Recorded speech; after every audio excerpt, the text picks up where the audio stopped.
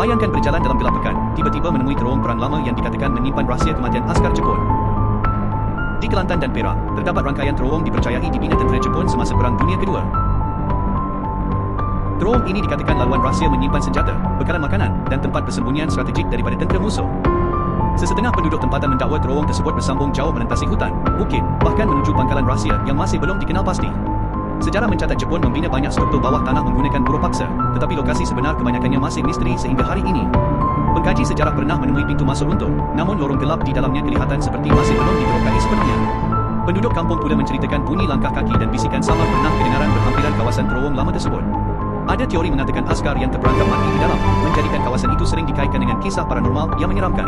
Beberapa pencari sejarah cuba meneroka, namun sering menemui lorong runtuh, udara nipis, dan laluan yang mengelirukan. Struktur binaan menunjukkan kepakaran kejuruteraan tentera Jepun, tetapi tujuan sebenar keseluruhan rangkaian masih diperdebatkan oleh pengkaji sejarah moden. Ada yang percaya terowong menyimpan artefak perang, dokumen rahsia, atau mungkin laluan pelarian pegawai tentera Jepun. Sehingga hari ini, sebahagian laluan dikatakan masih tersembunyi di bawah tanah Malaysia, menunggu ditemui atau mungkin dilupakan selamanya. Jika anda berpeluang menemui terowong ini, adakah anda berani masuk atau percaya sesuatu masih menunggu di dalam?